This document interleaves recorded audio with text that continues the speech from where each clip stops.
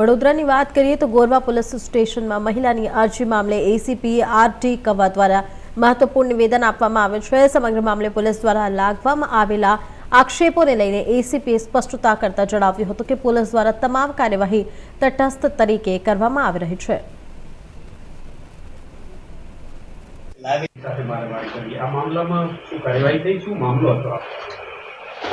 ગઈ 19/5ના રોજ એક મહિલા નામે ઉર્વશીબેન જગદીશભાઈ એમને એક ગોરવા પોલીસ સ્ટેશનમાં અરજી આપેલી હતી, જે અનુસંધાને આરોપી તરીકે એમના હસબન્ડનું નામ દર્શાવેલ હતું। એમના હસબન્ડને નોટિસ આપી પોલીસ કાર્યવાહી માટે એમને ત્યાં બોલાવવામાં આવેલ હતા।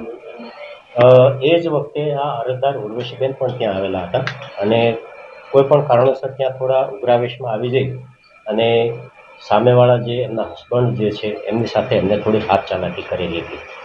ત્યાં સુધી આ બધું એક ભાવાવેશમાં થયું હોય એવું આપણને માનવાને કારણ હતું, પણ ત્યાર પછી ત્યાં જાહેર રોડ ઉપર ઉર્વશીબેનની સાથે જે બીજા 3 માણસો આવેલા હતા, એ આ કામના જે સામાવાળા હતા કે ઉર્વશીબેનના હસબન્ડ છે એમને ત્યાં ગુનાહિત ધમકી આપે છે। ઉર્વશીબેનના જે પૈસા છે એ પાછા આપી દેજે, નહીં તો ગોરવામાં રહેવું તકલીફ થશે, જાનથી મારી નાખવાની, એમને આવી રીતે ધમકી આપવામાં આવી હતી। જે અનુસંધાને પોલીસે તરત જ એક્શન લીધા છે। બનાવ જે છે એ ગેરકાયદેસરનો બનેલ હોવાથી ઉર્વશીબેન વિરુદ્ધ તેમજ તેમના 3 બીજા સાગરીતો વિરુદ્ધ ગોરવા પોલીસ સ્ટેશનમાં ગુનો દાખલ કરવામાં આવેલ છે।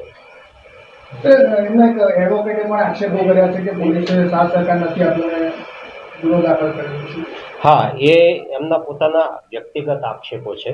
ગોરવા પોલીસ સ્ટેશનમાં એમને કોઈ રિસ્પોન્સ ના કર્યા હોય એવું તો બન્યું જ નથી। ઉર્વશીબેન પોતે અરજી આપે છે તો એ અનુસંધાને ક્વિક એક્શન લેવામાં આવે છે, સામેવાળાને બોલાવવામાં આવે છે। પોલીસ સ્ટેશનમાં આવ્યા પછી અરજદાર પોતે સામેવાળા સાથે મિસચીફ કરે કે મિસબિહેવ કરે તો એ તો વ્યાજબી નથી ને, તો એ વસ્તુ પણ એમના એડવોકેટે ધ્યાને લેવી જોઈએ। ખબર નહીં હવે એમને શું તકલીફ હશે, પણ એ આક્ષેપો કરેલા છે એ ગલત આક્ષેપ। 7 અરજીઓ આપી છે ગોરવા પોલીસ સ્ટેશનમાં, પણ કોઈ એક્શન લેવાયા નથી, કોઈ ફરિયાદ દાખલ થઈ નથી એવું એમનું કહેવું છે। ઉર્વશીબેને જે અરજી આપેલી છે અને જે અરજી રજીસ્ટર્ડ થઈ છે એમના વિરુદ્ધ ક્વિક એક્શન લેવામાં આવ્યા છે। એ અનુસંધાને નોટિસ આપીને જ સામાવાળાને પોલીસ સ્ટેશનમાં બોલાવવામાં આવેલા હતા। એ ઇન્વેસ્ટિગેશન જે મેરિટ ઉપર જાય છે એ એક જગ્યાએ છે, પણ પોલીસ સ્ટેશનમાં સામાવાળા અને અરજદાર બંને સાથે હોય તો ત્યાં આવીને આવું મિસબિહેવ નથી કરાતું। એવું કે મારી ફરિયાદ નથી લીધી, સામેવાળાની ફરિયાદ લઈ ના,